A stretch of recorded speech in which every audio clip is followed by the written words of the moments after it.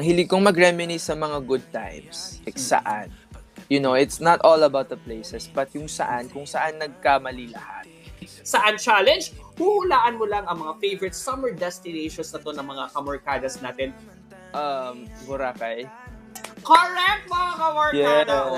Yeah. I remember going to Boracay last year and iba yung healing na nabigay sa akin ng Boracay after ng breakup talaga.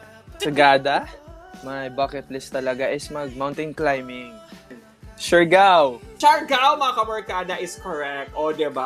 Congratulations, Maki! A lot of us are stuck sa sarili nating utak pag nasa bahay tayo. Like, my experience is lahat ng parts sa kwarto ko, lahat ng parts sa bahay, naalala ko siya. So, kailangan ko lumabas. I-free yung mind ko sa mga thoughts about that person. So, iba rin kasi nadadala ng nature.